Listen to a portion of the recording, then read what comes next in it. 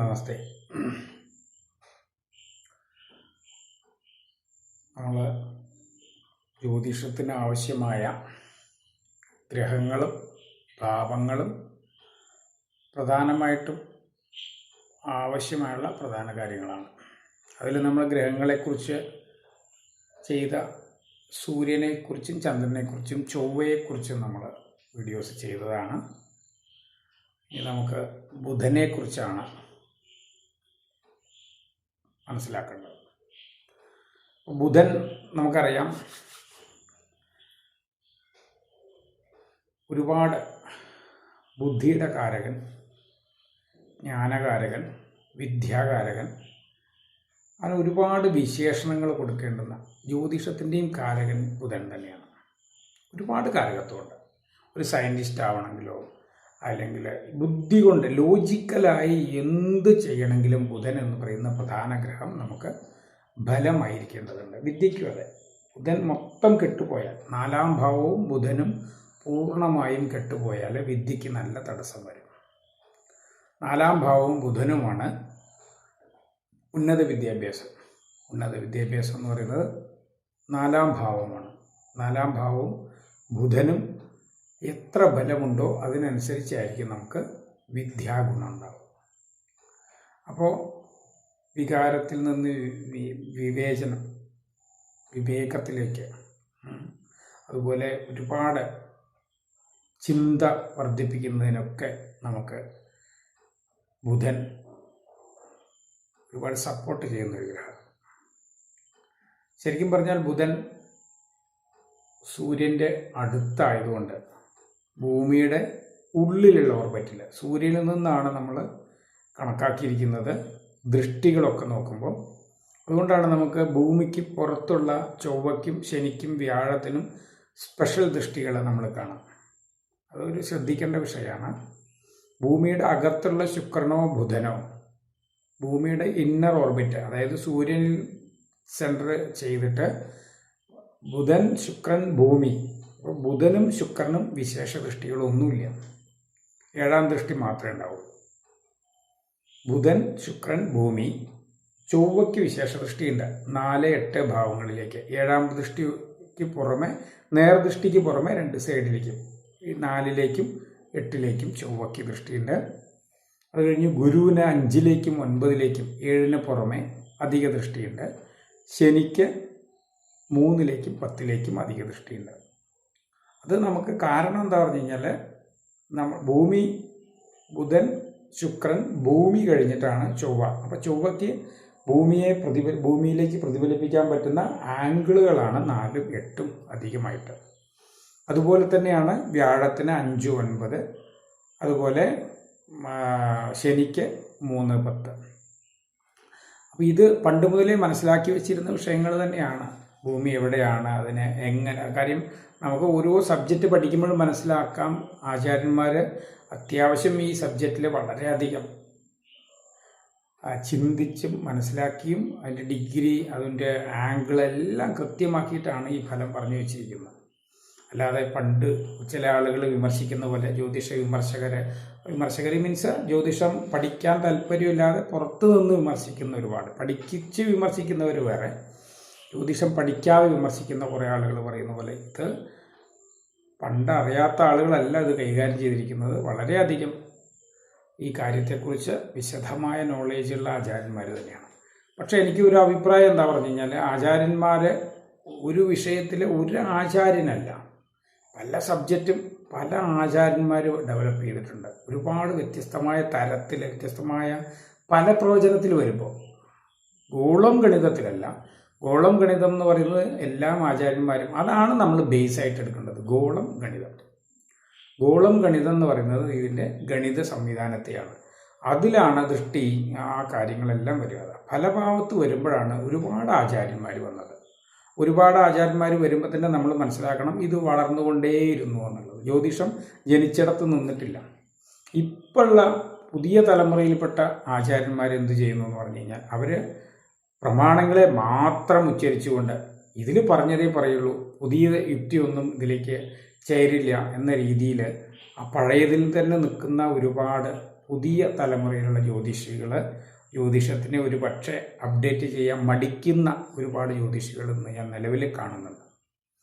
അതുകൊണ്ടാണ് പലരും വിമർശിക്കാൻ പല വിഷയങ്ങൾ സബ്ജക്റ്റുകൾ പറയുമ്പോൾ അവരതിനെ യുക്തിപൂർവ്വം മനസ്സിലാക്കാതെ ആചാര്യൻ പ്രശ്നമാർഗത്തിൽ അങ്ങനെ പറഞ്ഞു, അല്ലെങ്കിൽ ഹോരയിൽ ഇങ്ങനെ പറഞ്ഞു, അങ്ങനെ ബൃഹത് സംഹിതയിൽ ഇങ്ങനെ പറഞ്ഞു എന്ന് പറഞ്ഞിട്ട് ഒരുപാട് വിമർശകർ ഇതിനെ വിമർശിക്കുന്നതിൻ്റെ കാരണം പുതിയ തലമുറയിലുള്ള ജ്യോതിഷികൾ ഇതിനെ യുക്തിയുക്താന്തരം കാലികമായ മാറ്റത്തിനനുസരിച്ച് മാറ്റേണ്ട ഉത്തരവാദിത്വം അവരെടുക്കാത്തതുകൊണ്ടാണ്. പണ്ട് ഇതിൽ ഒരുപാട് ആചാര്യന്മാർ വന്നിട്ടുണ്ട്. വരാഹമീരൻ മാത്രമൊന്നുമല്ല, പരാശരൻ മുതൽ വരാഹമീരൻ ഒരുപാട് 18 ആചാര്യന്മാർ തന്നെ പറയുന്നുണ്ട്. ഒരുപാട് ഹോരകളുണ്ട്, 18 ഹോരകളുണ്ട്. ഒരുപാട് ആചാര്യന്മാർ ഇതിൽ വന്നിട്ടുണ്ട്. കേരളത്തിൽ നിന്ന് തന്നെ ഒരുപാട് ഉള്ള ആചാര്യന്മാർ വന്നിട്ടുണ്ട്. ഇപ്പോൾ ഉള്ള ആചാര്യന്മാർ ഇതിനെ കറക്ഷൻ ചെയ്യാൻ മടിക്കുന്നുണ്ട്. അത് ജ്യോതിഷത്തിന് പരാജയം തന്നെയായിരിക്കും. കാര്യം കാലികമായ മാറ്റങ്ങൾ ജ്യോതിഷത്തിൽ ആവശ്യമാണ്. പ്രശ്നം എന്ന് പറയുന്നത് എന്തിനുടലെടുത്തു, എങ്ങനെ ഉടലെടുത്തു, അല്ലെങ്കിൽ പ്രശ്നശാസ്ത്രത്തിൻ്റെ സാങ്കത്യം എന്താണ്, ആവശ്യം എന്താണെന്നൊക്കെ ലോജിക്കലി തിങ്ക് ചെയ്ത് അതൊരു ഉപയോഗിക്കേണ്ട കുറേ കാര്യങ്ങളുണ്ട്. അപ്പോൾ ഗുളികനെ സംബന്ധിച്ചിടത്തോളം ഞാൻ ഗുളികനെ ഉപയോഗിക്കാത്തൊരു ജ്യോതിഷിയാണ്. ഗുളികൻ പ്രശ്നത്തിന് മാത്രം ഉപയോഗിക്കുന്ന ഒരു സംവിധാനമാണ് എന്ന് തന്നെയാണ് ജ്യോതിഷത്തിലെ എൻ്റെ അഭിപ്രായം.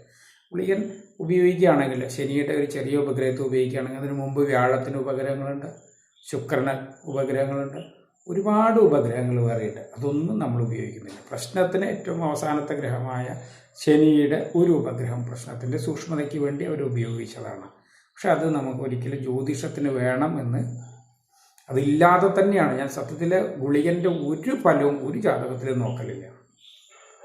ഗുളികൻ്റെ ഒരു ഫലവും ഞാൻ ജാതകത്തിൽ നോക്കലില്ല. കാര്യം അത് ഫലം വരുന്നതായിട്ട് എനിക്ക് കണ്ടിട്ടുമില്ല. അതില്ലാതെ തന്നെ വളരെ ഈസി ആയിട്ട് ലഗ്നം, ലഗ്നാധിപൻ, ലഗ്നശുഭത്വം, ദശ, അപഹാര ചിത്രങ്ങളെ കൊണ്ട് തന്നെ എനിക്ക് ഫലം പറയാൻ പറ്റുന്നുണ്ട്. വളരെ കാര്യമായിട്ട് ഒന്നും ആവശ്യം വരുന്നില്ല. നവാംശവും ഗ്രഹനിലയും ലഗ്നവും ലഗ്നാധിപനും മറ്റ് ഗ്രഹസ്ഥിതിയും അതുപോലെ തന്നെ ദശാഭാരങ്ങളും മാത്രം വെച്ച് നമുക്ക് സമ്പൂർണ്ണമായിട്ടും ഫലം പറയാൻ പറ്റുന്ന സ്ഥിതിക്ക് നമുക്ക് ഗുളികൻ്റെ ആവശ്യം വരുന്നില്ല. ഗുളികനെ ഞാൻ ഉപയോഗിക്കലില്ല. അതുകൊണ്ട് തന്നെ മാന്തിയെക്കുറിച്ച് വീഡിയോ ചെയ്യണമെന്ന് ഒരുപാട് മാന്തി ഞാൻ എൻ്റെ ഗവേഷണ വിഷയമേ അല്ല. മാന്തി ഞാൻ ഉപയോഗിക്കുന്നില്ല എന്നുള്ള സത്യം. അത് കേരളത്തിൽ മാത്രം കണ്ടുവരുന്ന, അത് പ്രശ്നത്തിന് വേണ്ടി മാത്രം ഉപയോഗിക്കുന്ന ഒരു സംവിധാനമായിട്ട് തന്നെയാണ് എനിക്ക് തോന്നുന്നത്. അപ്പോൾ നമ്മൾ ബുധനെക്കുറിച്ചാണ് പറഞ്ഞു വന്നത്. ബുധൻ ബുദ്ധിയുടെ കാരകനാണ്, ജ്ഞാനത്തിൻ്റെ കാരകനാണ്, അറിവിൻ്റെ കാരകനാണ്. ബുധന് ഒരുപാട് പ്രത്യേകതകളുണ്ട്. 2 രാശികളുടെ അധിപനാണ്. ഒന്ന് നമ്മുടെ കാലപുരുഷൻ്റെ 3ാം രാശിയായ മിഥുനം രാശിയും 6ാം രാശിയായ കന്നി രാശിയുടെയും അധിപനാണ് ബുധൻ. രണ്ടും 2 തരത്തിലുള്ള അറിവാണ് ബുധൻ തരിക. മിഥുനം രാശി ജ്ഞാനത്തിൻ്റെ കാരകത്വവും കന്നി രാശി ബുദ്ധിയുടെ കാരകത്വം അല്ലെങ്കിൽ അറിവിൻ്റെ കാരകത്വമാണ്. കുറച്ചും കൂടി ഡെപ്തായിട്ട് നോക്കിക്കഴിഞ്ഞാൽ മിഥുനം രാശിയാണ് ജ്യോതിഷം. മിഥുനം രാശിക്ക് ശുഭത്വം വരുമ്പോഴാണ് ജ്യോതിഷത്തിൽ ശുഭത്വം വരുന്നത്. മിഥുനം രാശിയുമായിട്ട് ബുധൻ ശുഭത്വത്തോടു കൂടി നിൽക്കുകയും മിഥുനം രാശി ശുഭത്വമാവുകയും ചെയ്യുമ്പോഴാണ് ജ്യോതിഷത്തെ കൈകാര്യം ചെയ്യാൻ പറ്റുന്നത്. കന്നി രാശി എന്ന് പറയുന്നത് ബുദ്ധിയാണ്. പഠിക്കാൻ ഉപയോഗിക്കാം, ബൈഹാർട്ട് ചെയ്യാനും അടിക്കാം, മെമ്മറി, ഓർമ്മശക്തി, ഇതെല്ലാം കന്നിരാശി തരും. ഉന്നത പഠനങ്ങൾ നടത്തുന്നവർ കന്നിരാശി, PhD എടുക്കുകയാണെങ്കിൽ കന്നിരാശിക്ക് ശുഭത്വമുള്ളവർക്ക് PhD ഉണ്ടാവാൻ സാധ്യത കൂടുതലാണ്. ബുധൻ്റെ ദശയും കൂടി നടന്നിട്ടുണ്ടെങ്കിൽ, ബുധന് ശുഭമാണെങ്കിൽ കന്നിരാശിയിൽ ശുഭത്വമുണ്ട്. അല്ലെങ്കിൽ മീനത്തിൽ നിൽക്കുന്ന നീചനാണെങ്കിൽ പോലും ഭംഗം ചെയ്ത ബുധൻ കന്നിരാശിയിലേക്ക് നോക്കുന്നുണ്ടെങ്കിലൊക്കെ PhDക്കാരെ നല്ല ഉന്നത വിദ്യാഭ്യാസം ബുധൻ തരും കന്നിയിലുള്ള.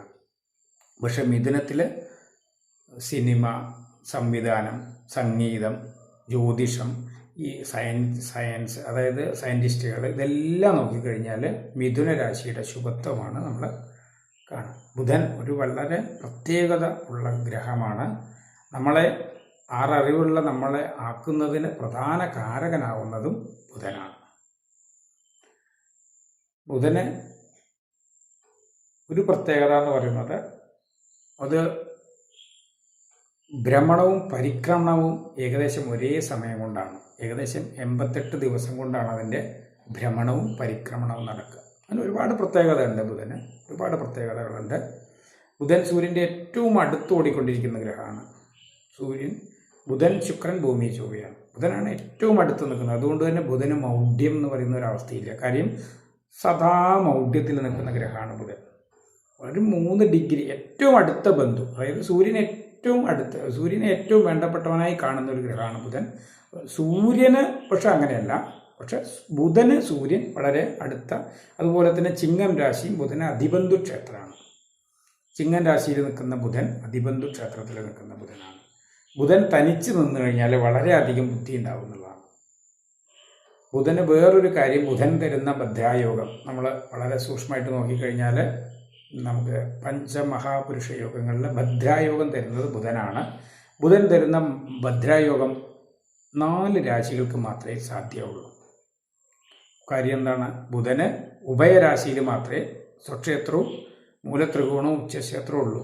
കന്നിയും മിഥുനവും തന്നെയാണ് ബുധൻ്റെ ഉച്ചവും. കന്നിരാശിയാണ് ബുധൻ്റെ ഉച്ചം, ബുധൻ്റെ മൂലത്രികോണം, ബുധൻ്റെ സ്വക്ഷേത്രം, 3ഉം കന്നിയാണ്. അതുകൊണ്ട് തന്നെ ബുധൻ ഭദ്രായോഗം കൊടുക്കുന്നത് 4 രാശിക്കാർക്ക് മാത്രമേ തരുള്ളൂ. 1 മീനം, അതുപോലെ മിഥുനം, കന്നി, ധനു എന്ന് പറയുന്ന 4 കോൺരാശികൾക്ക് മാത്രമാണ് ബുധൻ എന്തു തരുള്ളൂ? ഭദ്രായോഗം തരുള്ളൂ.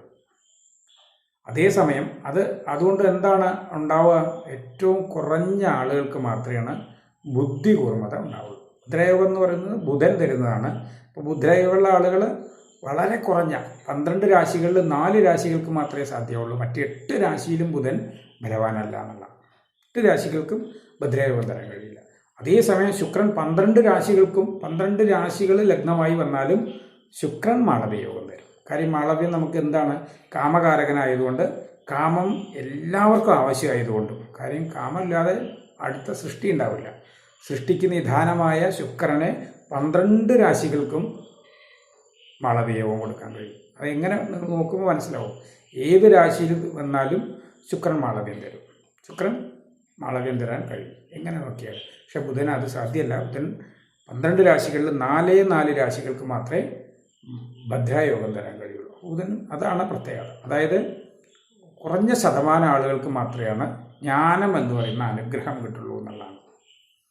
മറ്റനുഗ്രഹങ്ങൾ പോലെയല്ല, ബുധൻ്റെ അനുഗ്രഹം വളരെ അത്യാവശ്യമാണ്.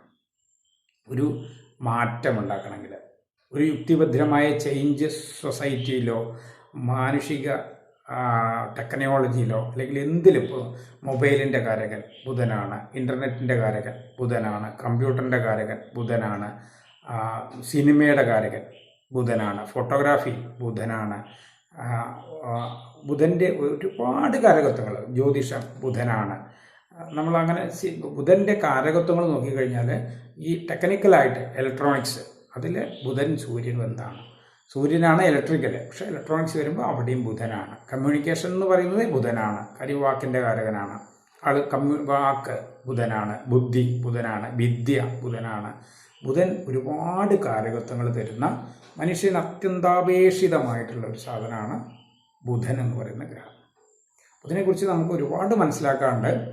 ബുധൻ ഗുണമായി വരിക കന്നിരാശിക്കാർക്കും അതുപോലെ മിഥുന രാശിക്കാർക്കും ധനു മീനം രാശിക്കാർക്കും ഭദ്രായോഗം തരും. അതുപോലെ തന്നെ ബുധൻ ഏറ്റവും കൂടുതൽ ദോഷം വരുന്ന, നമുക്ക് മേടം മുതൽ നോക്കാം. മേടം രാശിക്കാർക്ക് ബുധൻ്റെ ദശ വരുമ്പോൾ അത് എവിടെ നിൽക്കുന്നു എന്നുള്ളത് വിഷയമല്ല, അത് 6ാം ഭാവ ബന്ധം വന്നു നിന്നാൽ, അതായത് മേടം രാശിക്കാർക്കും വൃശ്ചികൻ രാശിക്കാർക്കും ബുധൻ 6, 8 ഭാവ അധിപന്മാരായിട്ട് വരും. മേടം രാശിക്കാർക്കും വൃശ്ചികൻ രാശിക്കാർക്കും ബുധൻ്റെ ദശ 90% അനുകൂലമാവില്ല എന്നുള്ളതാണ്. 80%, 20% ജ്യോതിഷത്തിൽ എപ്പോഴും ഫലപ്രവചനം 100% അല്ല. അത് ആദ്യം ഞാൻ പറയുന്നുണ്ട്. ആദ്യത്തെ വീഡിയോകളിൽ ഞാനത് പറഞ്ഞിട്ടുണ്ട്. 80% മാത്രമേ ഒരു വിഷയം, എന്ത് സബ്ജക്റ്റ് ആണെങ്കിലും, ഇനി നമ്മൾ മെഡിസിൻ ഡോക്ടർമാർ ട്രീറ്റ് ചെയ്യുകയാണെങ്കിൽ നമുക്ക് 100% പെർഫെക്റ്റായിട്ട് ഈ ലോകത്ത് ഒരു സംവിധാനത്തിനും സാധ്യമല്ല. 80% തന്നെ നമുക്ക് സാധിക്കുള്ളൂ. ജ്യോതിഷത്തിലും 80 കിട്ടുന്നത് തന്നെ വലിയ ഭാഗ്യമാണ്. ഫലപ്രവചനം അങ്ങനെയാണ്. പറയുന്ന ഫലം 100% ആവുമെന്ന് ആരെങ്കിലും പ്രതീക്ഷിക്കുന്നുണ്ടെങ്കിൽ അത് ഒരിക്കലും സാധ്യമല്ല. അമാനുഷികമായിട്ട് ഒരു കാര്യവും ഈ ഭൂമിയിലില്ല. മാനുഷികമായിട്ടുള്ള വിഷയങ്ങൾ തന്നെയാണ്. നമ്മൾ ദൈവമല്ല. ദൈവം എന്ന് പറയുന്ന സംവിധാനത്തിൻ്റെ നമ്മൾ നമ്മുടെ അറിവ് ഉപയോഗിച്ചിട്ട് നമ്മുടെ അനുഭവം ഉപയോഗിച്ചിട്ടാണ് നമ്മളിത് ചെയ്യുന്നത്. അല്ലാതെ 100% ജ്യോതിഷം ചെയ്യാൻ പറ്റും എന്ന് ഒരു രീതിയിലും പ്രതീക്ഷിക്കരുത്.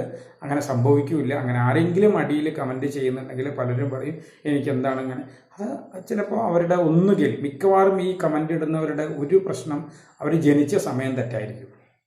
മിക്കവാറും അവർ അടയാളപ്പെടുത്തുന്നു. ഇപ്പോൾ ഞാൻ എൻ്റെ അനുഭവത്തിൽ പറയാം. ഹോസ്പിറ്റലിൽ പോയി നമ്മൾ ഒരു പ്രസവം എടുത്തു കഴിഞ്ഞാൽ, ഇപ്പോൾ അല്ലെങ്കിൽ ഇപ്പോൾ 90കളിലാണെങ്കിലും ഇപ്പോഴാണെങ്കിലും നമ്മൾ പ്രസവം കഴിഞ്ഞ് കഴിഞ്ഞാൽ ഡോക്ടർക്ക് ജനിച്ച, അതായത് 9/13 ജനിച്ചു എന്നുള്ളത് എക്സാമ്പിൾ വയ്ക്കുക. ഡോക്ടർ നേഴ്സ് ആ പ്രസവം കഴിഞ്ഞ് ഒരു പക്ഷേ കുറേ കുട്ടികളുണ്ടാവും. ഇതെല്ലാം കഴിഞ്ഞിട്ടായിരിക്കും ടൈം നോട്ട് ചെയ്യുന്നത്. അല്ലെങ്കിൽ തന്നെ ഇത് പ്രസവിക്കുമ്പോൾ ടൈം നോട്ട് ചെയ്യാൻ വേണ്ടിയിട്ട് ഒരു നേഴ്സ് അവിടെ ഉണ്ടാവില്ല. പ്രസവം എല്ലാം കഴിഞ്ഞിട്ട് അത് കഴിഞ്ഞിട്ടായിരിക്കും ഒരു പക്ഷേ 5 മിനിറ്റ് 10 മിനിറ്റോ 15 മിനിറ്റ് വ്യത്യാസത്തിൽ എന്നെ ടൈം എഴുതിക്കോളൂ എന്ന് പറയുന്നല്ലാതെ കൃത്യമായി ഷാർപ്പ് 9/13 ജനനം അങ്ങനെ ഒരിക്കലില്ല. ലഗ്നസന്ധിയിലാണ് ജനിക്കുന്നതെങ്കിൽ ഈ ജാതകം തെറ്റിപ്പോകും. പല ജാതകങ്ങളും ഞാൻ സംശയമുള്ള ജാതകങ്ങൾ ചോദിക്കലുണ്ട്. ഇത് ലഗ്നസന്ധിയാണ്, പ്രശ്നമാണ്. അപ്പോൾ പിന്നെ അവരുടെ അനുഭവങ്ങൾ വെച്ചിട്ട് നമ്മൾ ലഗ്നത്തിനെ ശരിയാക്കാൻ നോക്കണം. കാര്യം ആ ലഗ്നം തെറ്റായിരിക്കും, ഉറപ്പാണ്. പണ്ടത്തെ കാര്യം പറയുകയും ചെയ്യരുത്. 90കൾക്ക് മുമ്പുള്ള അവസ്ഥ പറയുകയും ചെയ്യരുത്. കാര്യം അവർ ഒരു മൊത്തം കണക്കിലാണ് പറയാം. വാച്ചുള്ളവർ തന്നെ കുറവായിരുന്നു. അപ്പം ലഗ്നം തെറ്റും. അങ്ങനെ തെറ്റിയ ആളുകൾ എനിക്ക് ഈ ലഗ്നമായിരുന്നു, ഈ ലഗ്നം ആയതുകൊണ്ട് ഇങ്ങനെയാണ്, എൻ്റെ ഇതിൽ ഗുരു നിൽക്കുന്നുണ്ട്, ശുക്രൻ നിൽക്കുന്നുണ്ട്, ലഗ്നത്തിൽ ഗുരു ശുക്രൻ നിൽക്കുന്നുണ്ട്, ഒരു ബന്ധമുണ്ട്, 7ലാണ് നിൽക്കുന്നതെന്നൊക്കെ പറഞ്ഞ് പല അഭിപ്രായങ്ങളും പല കമൻറ്റുകളും കാണാം. അവരൊന്നുകൂടി സൂക്ഷിച്ചു നോക്കണം. അവരുടെ ജനന സമയം മിക്കവാറും പിറകിലേക്ക് പോകാനാണ് സാധ്യത. പിറകിലേക്കേ പോകുള്ളൂ. അതിന് കാരണം എന്താ പറഞ്ഞു കഴിഞ്ഞാൽ മുന്നിലേക്ക്, അതായത് ജനിച്ചതിന് ശേഷം ഒരു 10 മിനിറ്റ് കഴിഞ്ഞിട്ടേ ഡോക്ടർ അത് രേഖപ്പെടുത്തുള്ളൂ. അതല്ലാതെ മുന്നിലേക്ക് ഒരു കാരണവശാലും സാധാരണ നോർമലായിട്ടൊരു യുക്തിയിൽ നമ്മൾ ജനിച്ചു, നമ്മുടെ കൈയൊക്കെ വാഷ് ചെയ്തു, ഡോക്ടർ ഗ്ലൗസൊക്കെ മാറ്റി കൈയൊക്കെ വാഷ് ചെയ്ത് എല്ലാം കഴിഞ്ഞിട്ടായിരിക്കും ആ ടൈം നോട്ട് ചെയ്യുമെന്ന് പറയുന്നത്. നോർമൽ യുക്തിയാണ്. ഒരു 5 മിനിറ്റോ 10 മിനിറ്റോ പിറകിലേക്ക് പോവാം, കൂടുതൽ സാധ്യതയുണ്ട്. അപ്പോൾ പല ജാതകങ്ങളും പല ആളുകളും ഇതിൻ്റെ അടിയിൽ വന്ന് കമൻറ്റ് പറയും, എനിക്ക് ജാതകത്തിൽ എങ്ങനെയുണ്ട്, പക്ഷെ അതൊന്നും അനുഭവമില്ല. മിക്കവാറും അവരുടെ ലഗ്നം ശരിയായിരിക്കില്ല എന്നുള്ളതാണ് സത്യം. അപ്പോൾ ലഗ്നത്തെ ശരിയാക്കുക എന്ന് പറയുന്നത് വളരെ ഇമ്പോർട്ടൻ്റ് ആയിട്ടുള്ള വിഷയമാണ്. ഈ ലഗ്നത്തെ ശരിയാക്കിയാലാണ് നമ്മൾ പറയുന്ന ഫലം ശരിയാവുള്ളൂ. എന്നാലും നമുക്ക് 80% ഫലമേ പറയാൻ കഴിയുള്ളൂ. ജ്യോതിഷത്തിൽ ഒരു ജ്യോതിഷിക്ക് 100% ഫലം പറയാൻ കഴിയില്ല. അങ്ങനെ ആരും വിചാരിക്കേണ്ട. നമ്മൾ നമ്മുടെ വ്യക്തമായ വിധികൾ വെച്ചിട്ടാണ് ജ്യോതിഷത്തിൽ ഫലം പറയുന്നത്. ആ വിധികൾ 80% മാത്രമേ ശരിയാവുള്ളൂ. ജ്യോതിഷത്തിൽ എന്നല്ല, ഈ പ്രപഞ്ചത്തിൽ തന്നെ 80% മാത്രമേ സാധ്യമാവുള്ളൂ. ഒരു കാര്യം അതെൻ്റെ നാച്ചുറൽ സ്വഭാവമാണ്, നല്ലതാണ്. അപ്പോൾ നമുക്ക് തന്നെ അറിയാം, ക്വാണ്ടം ഫിസിക്സ് വന്നപ്പോഴാണ് നമ്മൾ അത് മുമ്പ് വിചാരിച്ചിരുന്ന എല്ലാ കാര്യങ്ങളും മാറിപ്പോയി. കണികാ സ്വഭാവമാണ്, തരംഗ സ്വഭാവമാണോ എന്നുള്ള ആ ഒരു പ്രകാശത്തിൻ്റെ സ്വഭാവത്തെ തന്നെ മാറ്റിക്കളഞ്ഞു. ഇത് രണ്ടും ചേർന്നതാണെന്ന് മനസ്സിലാവുന്നത് പിന്നെയാണ്. അപ്പോൾ സയൻസിനും 80% ഇപ്പോൾ ശരിയായിക്കൊണ്ടിരിക്കുന്നതും 80% ആയിരിക്കും. അത് നാളെ വീണ്ടും അപ്ഡേറ്റ് ആകുമ്പോഴാണ് ഇന്നലെ വരെ കിട്ടാത്ത ദർശനം ഇന്ന് കിട്ടി. സയൻസിലും ഇത് തന്നെയാണ് നടന്നുകൊണ്ടിരിക്കുന്നത്. അത് ജ്യോതിഷത്തിലാണെങ്കിലും ഒരു 60% 70% പറയാൻ പറ്റുന്ന ഒരു ജ്യോതിഷി പോലും സക്സസ് ആയിരിക്കും. 80% എന്നൊക്കെ പറയുന്നത് അത്ര എക്സ്പേർട്ട് ആയിട്ടുള്ള ഒരാൾക്കാണ് സാധ്യമാവുക. കാര്യം ദർശനം കിട്ടില്ല എന്നുള്ളതാണ്. ആ ഒരു സമയത്ത് നമുക്ക് ആ ഒരു കാര്യത്തിലേക്ക് കൃത്യമായി എത്തിച്ചേരാൻ പറ്റുക എന്ന് പറയുന്നത് വലിയൊരവസ്ഥയാണ്. ജ്യോതിഷത്തിനെ ഏറ്റവും സപ്പോർട്ട് ചെയ്യുന്ന ഗ്രഹം ബുധനാണ്.